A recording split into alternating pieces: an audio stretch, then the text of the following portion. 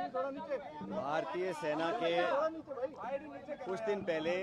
भारतीय सेना के दो वरिष्ठ हमारे फौजी, एक कर्नल कुरैशी और एक विंग कमांडर न्योमिका, इन दोनों बहादुर योद्धाओं ने मिलिट्री ऑपरेशंस की जानकारी दी, पूरे देश को दी। और मुझे भारतीय होने के नाते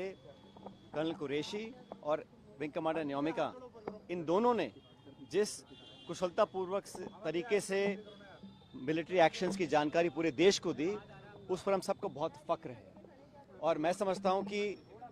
जिस प्रकार मध्य प्रदेश के एक मंत्री ने अपशब्द का इस्तेमाल किया कर्नल कुरैशी के लिए विशेष रूप से, उस पर मुझे लगता है कि उनको सरकार में रहने का कोई अधिकार नहीं है। और भाजपा का जो शीर्ष नेतृत्व है, उनको माफ़ी मांगनी चाहिए कि हमारे वीर कर्नल कुरैशी, जिनकी तीसरी पीढ़ी फौज में काम कर रही है, उनके प्रति जो अनादर उन्होंने दिखाया है वो बिल्कुल अस्वीकार्य है और माफ़ी मांगनी चाहिए। कल फिर हमने देखा कि राष्ट्रपति ट्रंप सऊदी अरब की यात्रा पे गए और वहाँ पे एक बार और उन्होंने बड़े स्पष्ट रूप से कहा कि भारत और पाकिस्तान के बीच जो युद्ध विराम कराया गया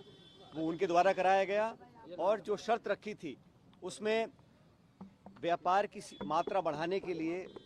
उन्होंने प्रस्ताव रखा, जिस पर भारत और पाकिस्तान दोनों सहमत हो गए। बार बार अमेरिका के राष्ट्रपति जो ये बयान दे रहे हैं,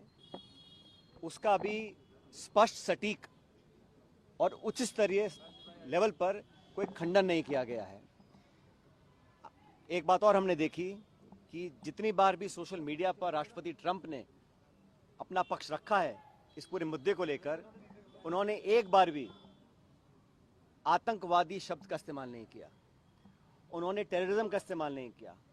उन्होंने कहीं भी पाकिस्तान द्वारा दशकों से नामी गिरामी विश्व प्रसिद्ध आतंकवादियों को जो पनाह दी है और जो भारत में लगातार मुंबई से लेकर पुलवामा और पहलगाम में जो आतंकवादी हमले हुए हैं, उस पर पाकिस्तान का जो प्रूवन ट्रैक रिकॉर्ड है, उस पर एक शब्द नहीं कहा। और आश्चर्यजनक बात यह है, मोस्ट सरप्राइजिंगली, वो कश्मीर को बीच में लेकर आ गए। हमारे 26 निहत्थे सैलानियों को मौत की घाट उतारा गया, भारत पर आक्रमण बोला गया।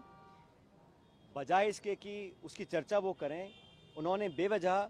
कश्मीर मसले को हवा देने का काम किया। जो मसला बहुत पहले सेटल हो चुका, कश्मीर का मुद्दा द्विपक्षीय है, उसका अंतर्राष्ट्रीयकरण करना ये पाकिस्तान चाहता है। लेकिन हमने स्पष्ट कह रखा है, और आप सबको याद होगा 1994 में कांग्रेस की सरकार में संसद में सर्वसम्मति से एक प्रस्ताव पारित हुआ था कि पाक अधिकृत कश्मीर वो भारत का अभिन्न हिस्सा है। आज भी जम्मू कश्मीर की विधानसभा में पीओके की जो विधानसभाएं जो खाली हैं, वो सीटें आज भी खाली पड़ी हैं। और 1994 में जो हमने प्रण लिया था, भारत ने लिया था, किसी एक दल ने नहीं लिया था, संसद ने लिया था। आज समय आ गया कि एक बार दोबारा विशेष सत्र बुलाया जाए, जो कुछ अब तक घटा उस पर एक चर्चा हो। और मैं तो मानता हूं कि 1994 का जो प्रस्ताव था कि पीओके को हमें वापस लेना है, उसको दोबारा पारित किया जाए, क्योंकि लगातार ऐसी संभावनाएं बढ़ रही हैं कि कश्मीर को इंटरनेशनलाइज किया जा रहा है। और ये अमेरिका बोल रहा है कि हिंदुस्तान पाकिस्तान की कहीं हम एक न्यूट्रल साइड में मीटिंग करवाएंगे, तो ये मीडिएशन, थर्ड पार्टी इन्वॉल्वमेंट, ये भारत की दशकों पुरानी जो स्टेटेड पॉलिसी है उसके विपरीत जाता है। इसलिए 19